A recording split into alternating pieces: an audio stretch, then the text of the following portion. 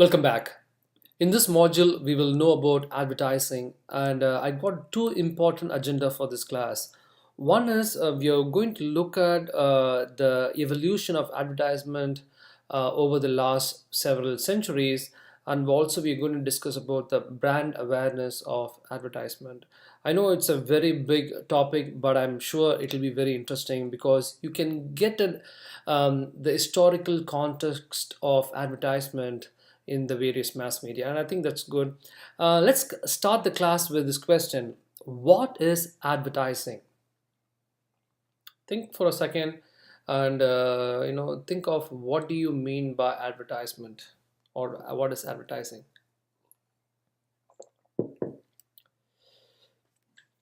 So, according to the book, advertising is nothing but any paid form of non personal presentation and promotion of ideas, goods, or services by an identified sponsor.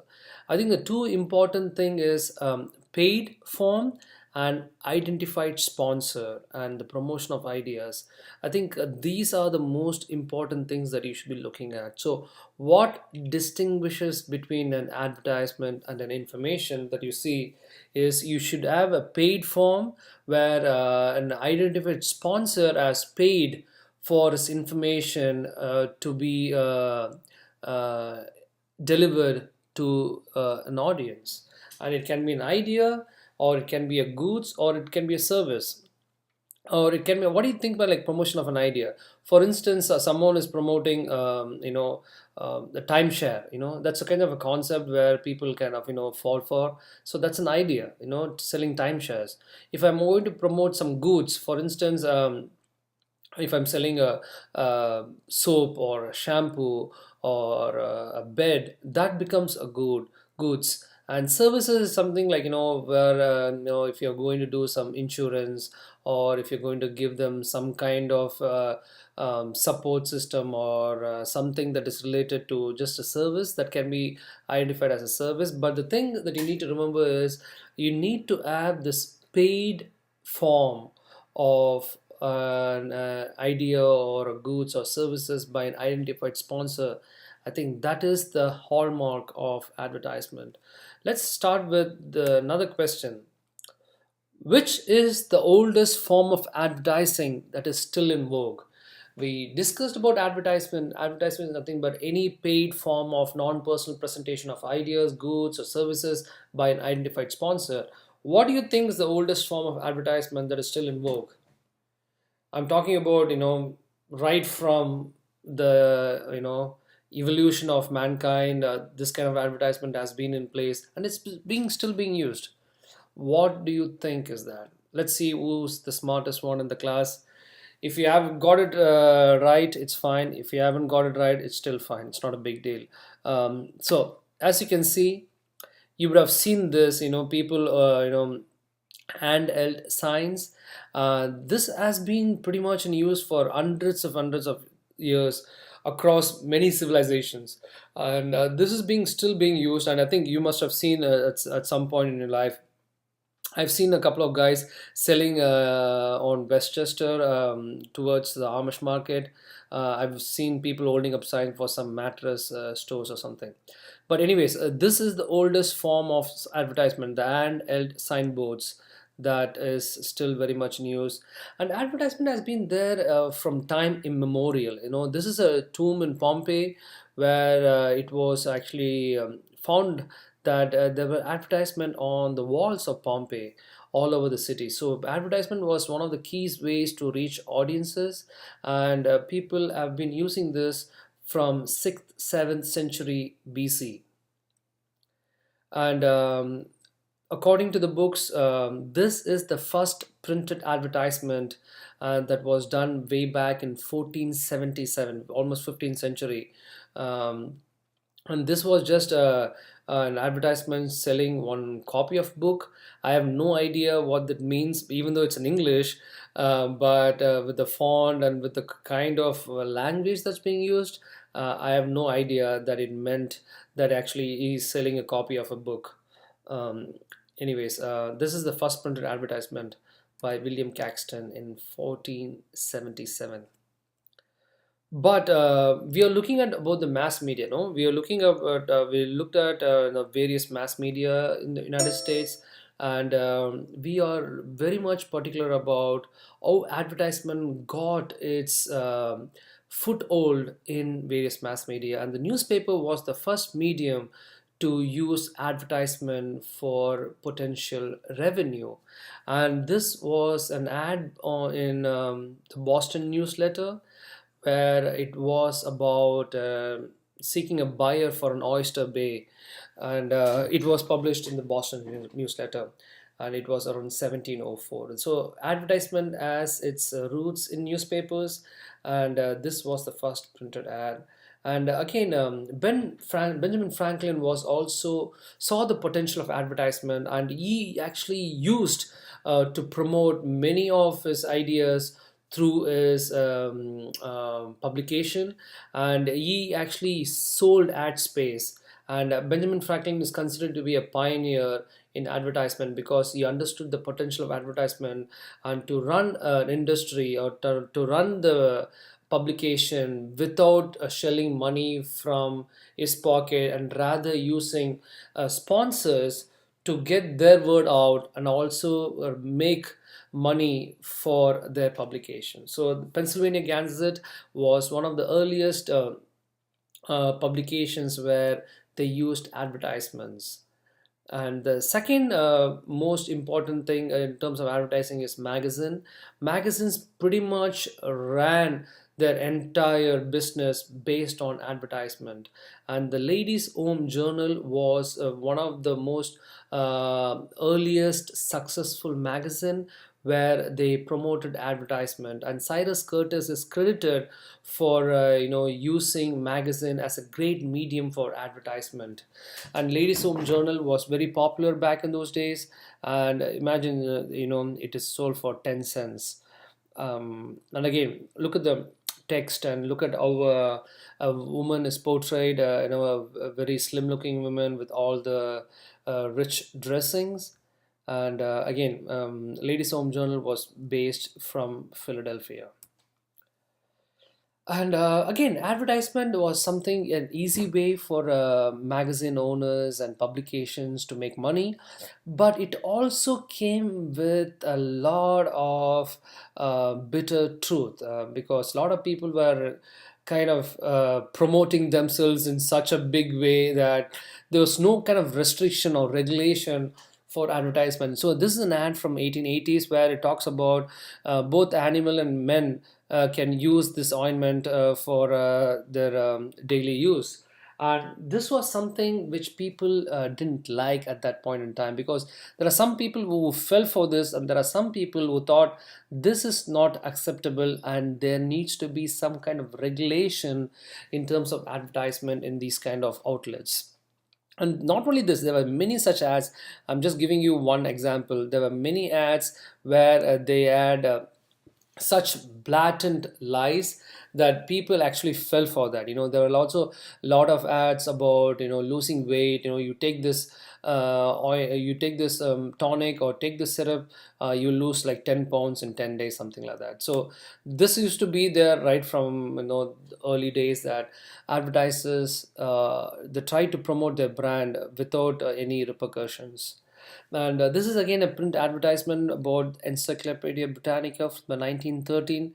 And a lot of people were actually using Encyclopedia Britannica because it was a treasure trove of information and knowledge. And people who are learned, and people who are aristocrats, and people who had access to money, made sure they had a complete edition of Encyclopedia Britannica on almost all the topics that you can think of. And after magazine, it was radio which understood the potential of advertisement. And in 1922 was the first radio commercial, which was broadcast on WEAF in New York, where they were selling apartments in New Jersey.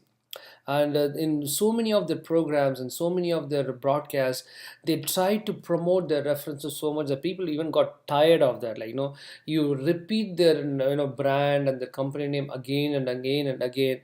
People were like so tired of it, but then they also knew that Raleigh cigarettes was the one which sponsored so and so show, and they also repeatedly referenced that particular brand throughout the shows.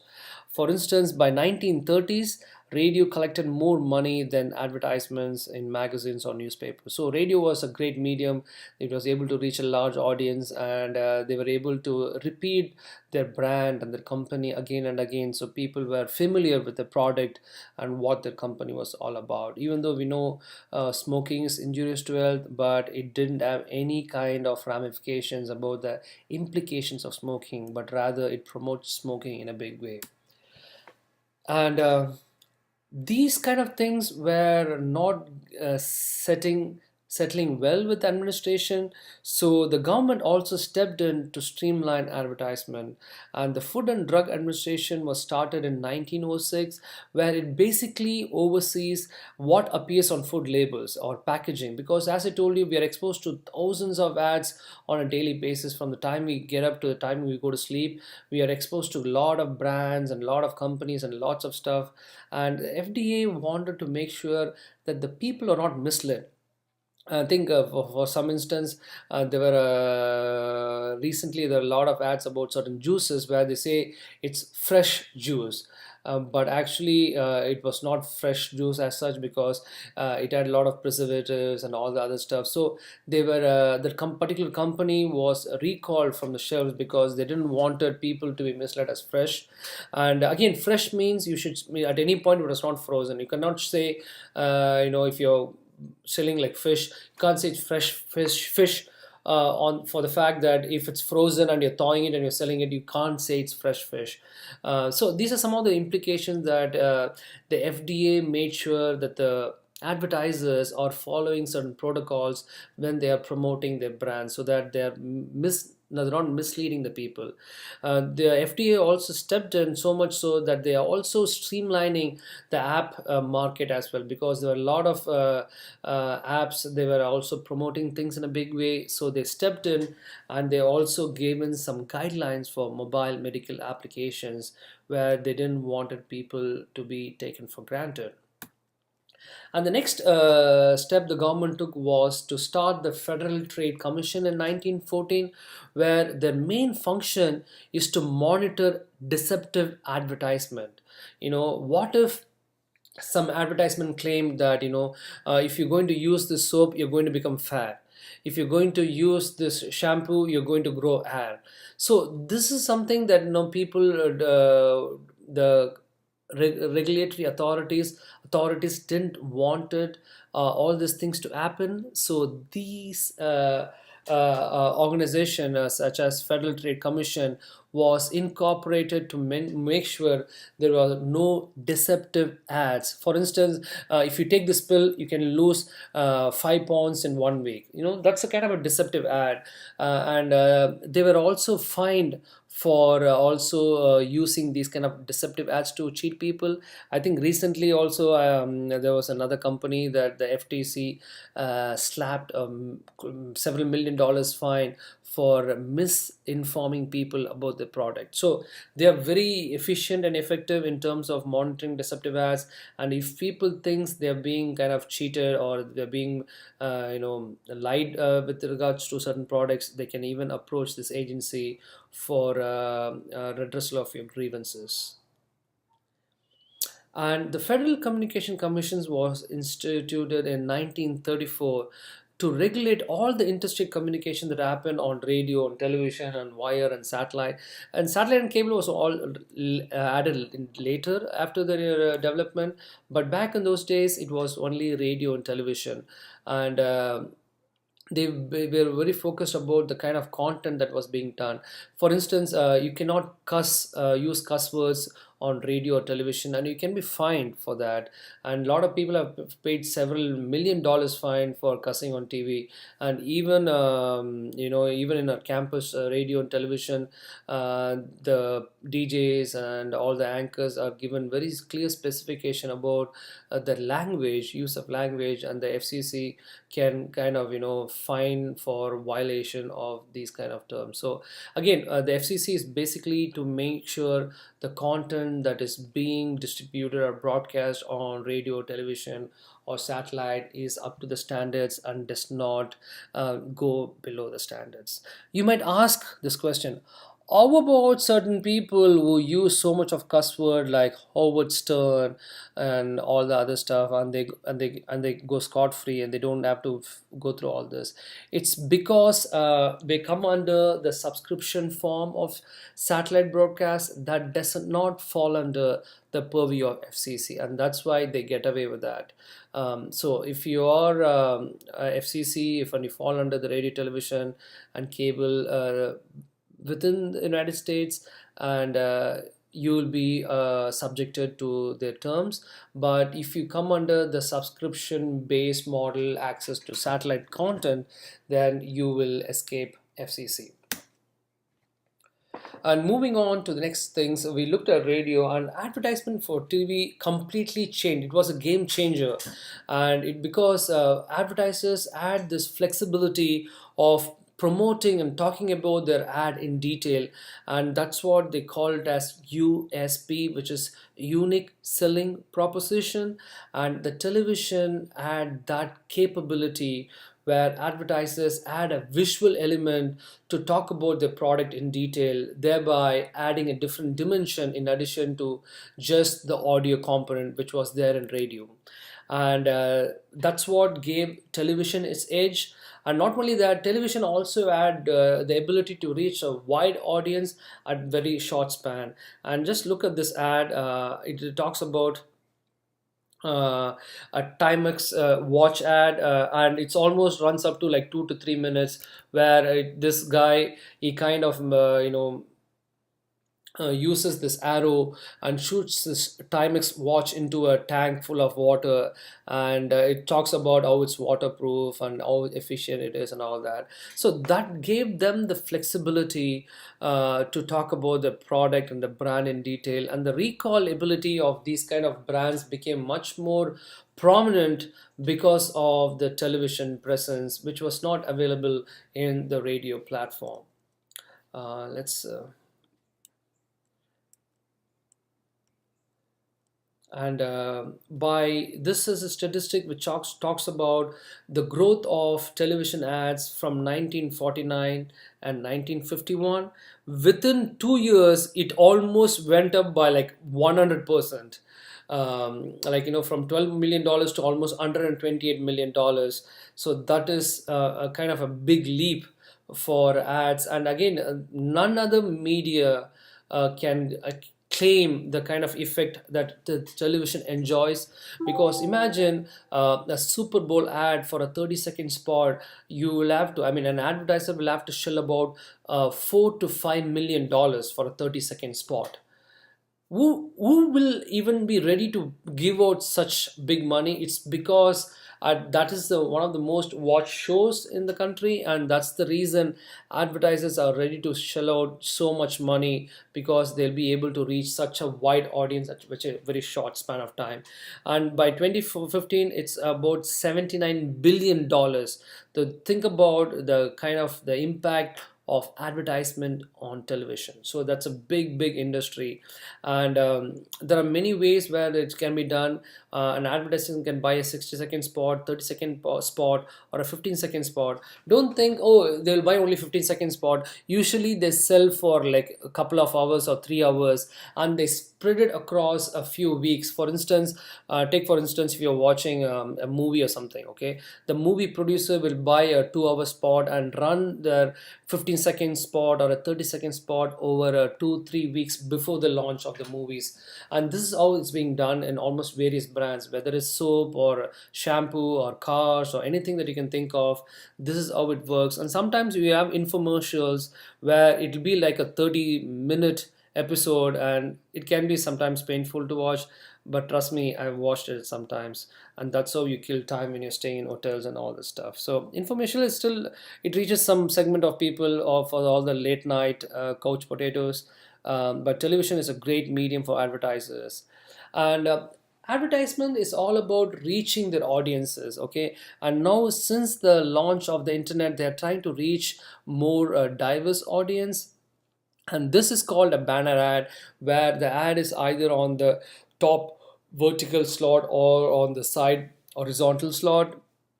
Yeah, it can be annoying, but this is how advertisers reach us. And there's something called click through rate, wherein it is defined as the rate at which someone sees an ad online and clicks on that particular content to learn more about what that particular ad is. I think the possibility is none of us would have clicked on any ad intentionally to see what the ad is all about. We might have done it accidentally because of playing with the mouse, but I don't even recollect the last time when I even wanted to know about certain aspect. So this is what the advertisers are trying. See, it's all about experimentation, because advertisers are experimenting with ways to reach wide audiences. And especially we discussed how YouTube has such big impact. We looked at the monthly unique visitors for Facebook is about 2 billion. Second and third is about YouTube and Instagram and Snapchat and all the other sites. So for instance, if you want to watch something on YouTube, so YouTube now, what how it makes money is that you will have to watch through their ad to have access to your song or your content. So this is how they're connecting the advertisers to the audiences. And sometimes it's annoying, they also give sometimes this tab where you can skip to video, and I think I've done it most of the times. I think recently I sat through one full ad. It was about I think it was a movie that about an African American. He's a security guard and he works in a place, and I know he kills about. I mean, allegedly he's charged with killing about 4 or 5 people. I only saw the trailer, and I was kind of fascinated with it. I just watched the entire ad, even though I had the option to skip through the ad. Sometimes the content is sometimes kind of tempting to know what it is all about. So the point is, advertisers are finding ways to get to the audiences, and viral marketing is a great way to reach a diverse, wide group of audiences. It is nothing but ways where messages can be tailored in such a way that it's so entertaining that the consumers they just pass it on to their followers or to their friends, and that's called viral marketing. I think one of the recent ad that I can think of as one of the most effective viral marketing was an ad from by Red Bull. It was called the Stratos Jump. And what they did was they had this Red Bull company sponsor this guy, where he went to stratosphere and jumped in an air balloon from there, and he landed. I think he even broke the record of sound in that, I guess. So yeah, that was a great ad for Red Bull. Even in fact, Red Bull profit soared so much after the launch of that particular ad. See how it is all interconnected. You might think it's just an ad, but it also comes in terms of making money, because it also brings in profit for the company by making people go and buy certain drink. And there are many such ads. I think this is one ad of, I think you must have seen this ad at some point. Hello, ladies. How are you? Fantastic. Does your man look like me? No. Can he smell like me? Yes. Should he use Old Spice body wash? I don't know. Do you like the smell of adventure? Do you want a man who smells like he can bake you a gourmet cake in the dream kitchen he built for you with his own hands? Of course you do.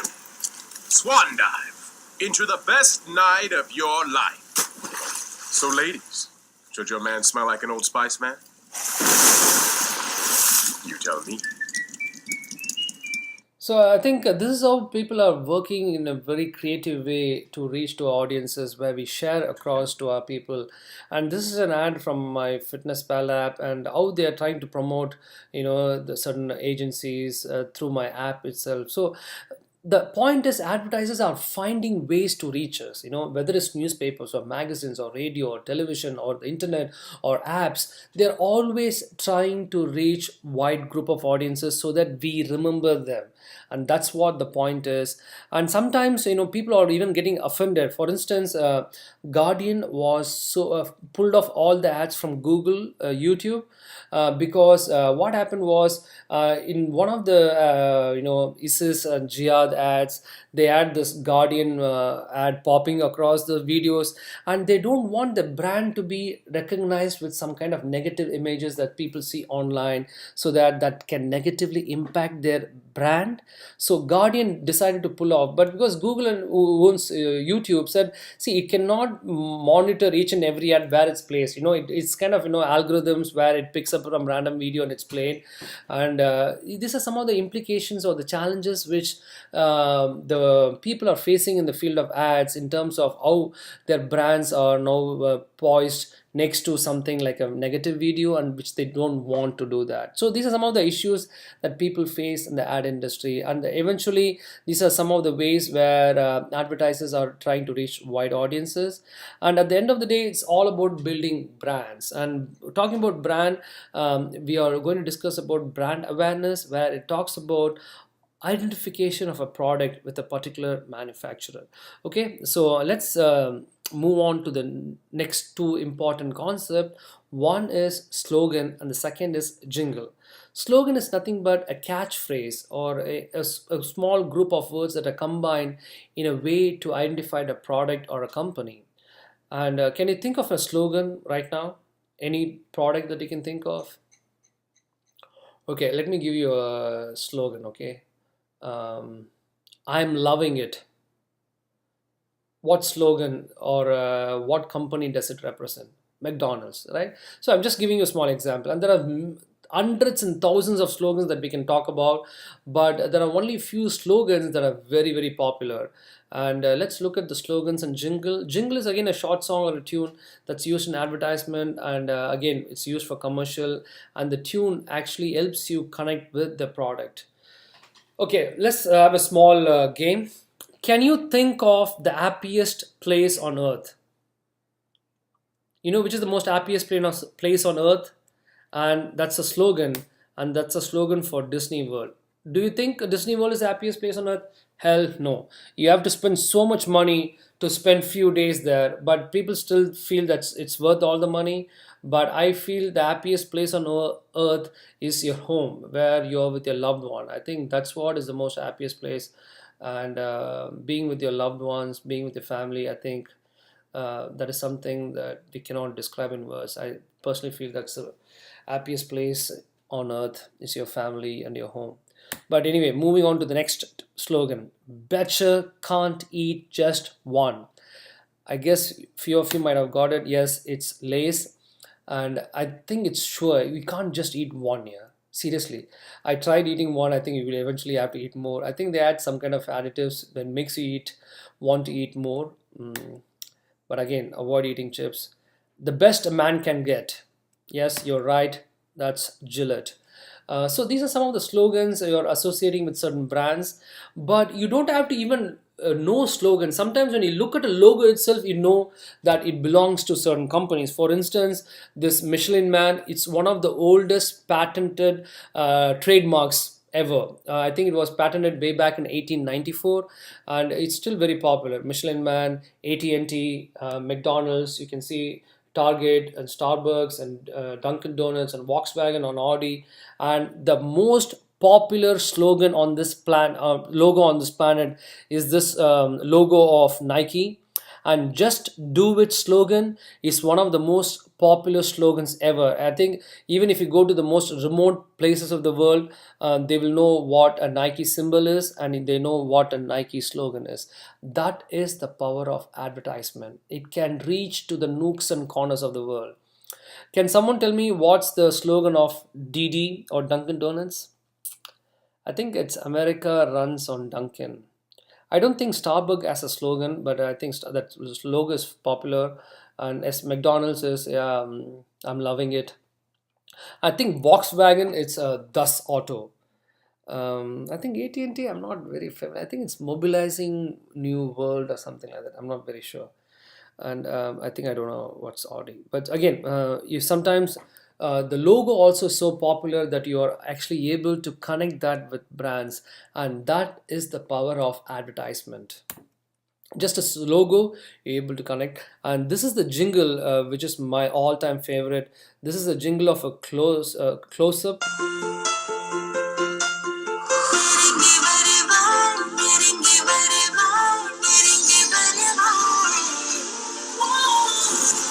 புதிய close-up active clean மவுத் வாஷுடன் உங்களுக்கு கிடைக்கும் மிகவும் புத்துணர்வுள்ள சுவாசம் மற்றும் மென்மை பற்கள். Close-up எவ்வளவு நெருக்கமோ அவ்வளவு நல்லது.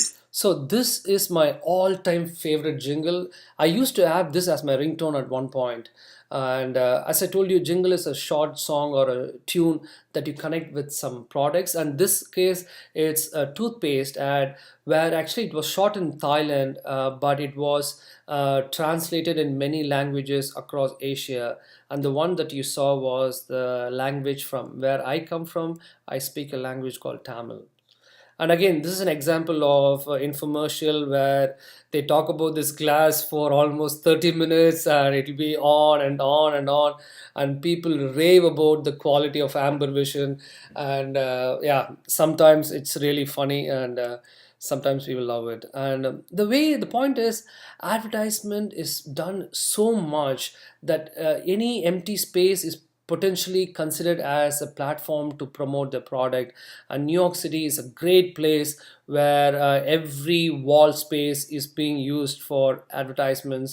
And again, they also find some innovative ways. They use like trucks and cars and trailers to promote the product, and also they do it in a very creative way as well, where people not only look at them but also remember them for the creative way of use of content and information. I think this was a very cool ad where it talks about a dentist in a bowling alley, where I think it's funny that they have structured it in such a way. So sometimes advertisers do some creative ways to reach their audiences, and the point is to create some kind of buzz among the product. And this is an ad from by Lay's, where they literally add like real potatoes on top of subways in New York City, where it kind of got the attention of people. Again, these are some unique ways where they reach their audiences. And sometimes they connect the advertisement to certain events, like Memorial Day weekend or Halloween or Christmas and other such events. And that's how it's all about. It's all about cashing in. For instance, Valentine's Day or Mother's Day or Father's Day, do you think it celebrates that? No, it is actually a kind of a kind of a way to expand consumerism. What do you only have to wait for Father's Day to wish your father or Mother's Day to wish your mother? It's a complete way consumeristic approach of relationships, where they want to promote these kind of the products by connecting with some relationships. And that's what is all about emotions. How we are all emotional beings, and we fall for that. I think one of my friends used to call me I'm an emotional rascal. But basically we all are emotional, and we all fall for all these gimmicks. And that's why we have to be always media literate, and we shouldn't fall for all the emotions, and understand what is the real meaning behind that. And look at that advertisement industry. In the last 5 6 years, I think it's gone up so much, even though the graph is not showing such drastic. But I mean, we are talking about billions of dollars. From 158, we're almost looking at close to potentially $210 billion. That's a kind of a big number.